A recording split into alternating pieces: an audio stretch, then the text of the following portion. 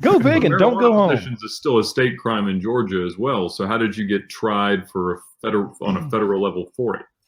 Because we beat the state case because they wrote a bad warrant. They wrote a warrant that said they were able to search my home due to the fact that I was wearing shorts. I haven't heard this little bit. Were they tie-dye? Because they're kind of stoner. No, they were probable cause. I had some cargo shorts on, and they said because I was wearing shorts, that meant that I was heading straight home with the half ounce of marijuana, and therefore they had the right to search my home. Whereas if I'd been wearing slacks, I guess, then I was going about my day into the world, and so that was going to get thrown out. So was all of the evidence that was actually acquired. But the feds, because of the types of firearms that I owned, were able to search my house regardless, just because I had been found to possess any marijuana whatsoever, like a seed of marijuana or a hundredth of a gram of marijuana would give them the ability to search my home. So the state lost their case, and so the feds picked it up. What do they do with the guns? They just hold on to them, put them in a big vault somewhere? Probably destroy them. Oh, that's a shame. What would you, 200K? Like, you get more than that in guns. Yeah, closer to 400. They took $400,000 worth of guns? Holy cow. I had half an ounce of marijuana. I was a real danger to society. You have to understand. I didn't trust him either. When they called me, I said, leave no stone unturned. I said, did you know there's more guns in the basement? Did you check the bunker out back? That's where the real shit is. Yeah. That's unbelievable. I'm sorry to hear that, mate. Yeah, how long did you get like schedule when you went? No, they did that scheduling for me. They didn't let you set your reservations. Yeah, so I just called the concierge down at the federal lockup, and Actually, I don't want to speak for Kyle, but my observation is that the stress and like unknown that stretched out for 2 years was maybe worse than the 2 months in prison. Like in terms of the punishment, you carry on. Yeah, because I was looking at more like 25 years of prison, of like trumped up charges if I tried to go to court and fight the silly charges. So that's the reason I pled guilty, is because some of the charges I pled guilty to are not accurate. I pled guilty to intent to distribute as well, because they said that my girlfriend had smoked marijuana at my house one time and that I had distributed marijuana to her in that manner. And so that was a crime. But I couldn't. If you went away that long, it would have been funny for me and Woody to do the show next week and been like, it's only 1,200 weeks until Kyle returns to the show. Like, the listeners know, but you guys might not. Like, one of the charges was owning a firearm with a destroyed serial number. Now, what happened was he bought a brand new firearm. He bought it from a gun store legally. Everything is on the up and up. He took that brand new firearm and shipped it to a professional firearm coding person to give it like, cool camo or another color or something like that. And then it turns out that person had gotten paint in the serial number, and now they're accusing Kyle of destroying or defacing a serial number, which is a 10-year mandatory minimum federally. So that's the kind of like, I don't know, the threat that he was looking at. And they were looking at like an enhancement per gun up to like, I don't know if it's up to 5 guns or up to 10 guns, but they can add like, it's like 2 years per gun up to 10 guns, I think, which is like 20 years. That they could tack on. Even the guns had nothing to do with marijuana. Those type of laws are meant to punish drug dealers who are carrying a pistol while they deal drugs, and it's like, oh, you can't steal my drugs, I'll shoot you, or you better pay for those drugs or I'll shoot you. That sort of thing. People who are in that kind of business, not for people who like have a shotgun in their closet way back at home and they smoke some marijuana at a concert, and that's how they're kind of applying the law. So they were threatening me with like roughly 25 or 30 years or something like that if I didn't plead guilty to some pretty nonsensical charges. Goodness gracious. Yeah, and then of course the cost of going to court. Ed and Rabbit is co-counsel. I feel like I could do an afternoon. All right, I'll meet you in the middle. Smack dab in the middle. I mean, that's a warning. I give a warning. That's pretty much how it went. Like we started at 25 or 30 years, and then it was like maybe 5, and then it was like and as early as like 5 months ago, it was like 2 to 3. you know, and then it was like, shit. And then, you know, we finally negotiated down to this crime that's 0 to 6 months. And then it's up to the judge's discretion. And then he gave me 2. So yeah, we had a fun little time. And then, you know, just got out, but yeah, got out 2 weeks ago. I'm enjoying freedom. Yeah, it's good to be Hey, what's back. the coolest thing about being out? I my guess is controlling the light switches on your own, but Sure, that's awfully nice. You know, what time it is? we got a clock, you know, and Okay. it moves very slow. How about that? Especially when you're watching it. I just stare at it all day. I don't know, man. You know, having my computer, being able to play video games and stuff, like having a cell phone is huge because, like, if you have one in there, they send you to solitary confinement. You know, you're not really allowed a cell phone in there. You know, sex, fucking all the you any can kind do of that food. in prison, Kyle. You can almost did, and you know, any kind of food. What was the that first I thing want. you wanted to eat? I got fajitas. as soon as I got out. First, I I had was been going to thinking say about pussy. Yeah. that would have been funny. I really wanted. What's the worst meal you had in prison? See, I did a pretty good job of like I lost 35 pounds in prison because I didn't eat very much at all. But I ate mostly chili. Like they had these pouches of chili that you just tear the top off, dump it in a bowl and microwave it, and they're 300 calories each. So I just eat one of those a day and put a bunch of hot sauce and jalapenos in it. But the prison food's good. It's like cafeteria food at high school. You know, it's not great. So they didn't have like what's the little bars they used to have? What they call like Nutra bars or whatever. You know what I'm talking about? Like it was like Nutri-Grain bars. Kind of like no. This is like a meat patty that was kind of ground up of. It was the hot dog of hamburger meat. You know, like yeah, I feel you. Yeah, lips and assholes.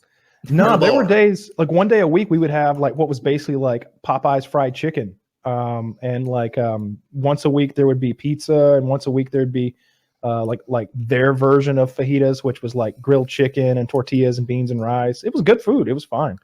See, this is the thing here at Greenville County. My attorney, who's a really good friend of mine, we grew up together. We were joking around. He said, if you're going to commit a crime, you want to do it on a Friday if you're going to get arrested, because Friday is hot dog day at the Greenville LEC.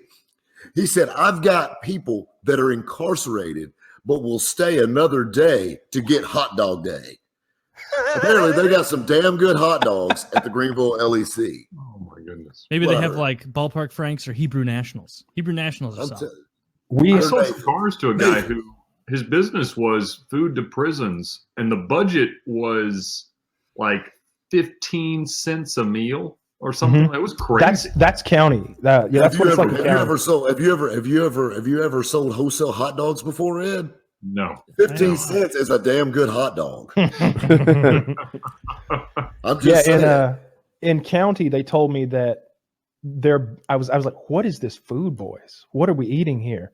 You know, because it's like a boiled egg and 2 sausages that look like my finger, but rotten, and like some oatmeal with nothing in it whatsoever. And I was like, what is this?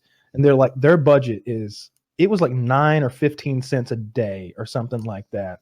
So it was just, I was like, I got some money. How about I make a phone call? I'll have $400 sent here in an hour. And look, I get it. You can't just feed me. Feed all the boys. Go to McDonald's and go wild. like, this is outrageous. Mr. Moneybags over here with his monocle and his call a friend for money. Dollar menu for everybody. Dollar menu for everybody. Just go get 200 fucking double cheeseburgers and let's party out here in the Franklin County and jail. It was on that day that Kyle knew his asshole was safe. And that was the day that Ronald McDonald saved Kyle's ass. I definitely would have done that. You know, that food was so bad. I lost a good bit of weight in like the 3 or 4 days I was in county jail, like a shocking amount for such a short period of time, because I just didn't eat for 4 or 5 days. That was no good. I had so many prison questions for you. We've covered so much. I'm trying to think. Did you have any more in the stockpile that you were intentionally saving? Maybe off the top of my head, but I didn't really make a list. You know, I'm bad about that. I was. Did you counting shank on you. anybody while in there? There were shanks, but I did not shank anyone. No. They have a shared knife program. And We had a knife sharing program. Yeah, Mostly it used was for making relish. yeah. That's what I used the knives for. I used them to chop up stolen pickles to make relish for my tuna salad. What was the most ridiculous thing someone was in for? Possession of half an ounce of marijuana. Good answer. What what was was- to distribute? I was going to ask the most hardcore thing, if you have maybe Oh. on that side. I mean, Snow was moving like a pound or two of meth, and the former military guy, he was in because he had like 4 ounces of cocaine and a pound of marijuana. But the enhancement, the thing that made that worse was like 5 or 6 years prior, he had gotten in a gun battle at a club and had shot 3 guys, all non-lethally, but he had shot 3 of them. It was mostly smaller stuff. It seemed like, but I didn't really want to talk to the scarier guys, at least not enough to ask them, what are you in for? Because that seems like a private Yeah, you question. probably don't want to make friends with them. Was it called minimum security, low security? What did they call it? It's a federal prison camp, FCP, Okay. or federal FPC. Yeah, whichever. Yeah, I got some pins. I got some souvenirs that say it on there, Talladega Federal Really? Prison Camp or something like that. I'm Yeah. glad you got souvenirs. Like, remember. I would have got Yeah. tattoos. You know, Tell it FCP. in Alabama? Yeah, in Alabama, at Talladega, wow. not too far from the racetrack. Yeah, I did not get to see any races while I was there. There was a guy there they called Ricky Bobby. Of course, Talladega Nights legend of Ricky Bobby. Yeah, there were plenty of people who were in there. It was mostly drugs because you can't really be in there, I don't think, if you've been convicted of a violent crime or a sex crime. And but that's a little confusing because when you first hear that, you're like, bunch of drug selling tax cheats, right? And it's like, no, it might just be a bunch of drug dealers who never got caught for their murders, That seems and that's more likely. that seemed to be a good mixture of that going on. But there was also plenty of tax cheats. You have people in there for bribery and like tax schemes and online theft, identity theft, things like that. There were a lot of guys like that. But then there was plenty of like ex-gang members and ridiculous shit like that. A lot of that going on. And there's plenty of drug dealing in there. A lot of guys are just selling drugs in there. Was your prison divided on racial terms? Like, as it seemed like you were talking to Black and Mexican guys, but the guys on YouTube that I watch make that seem like it's not a thing that happens.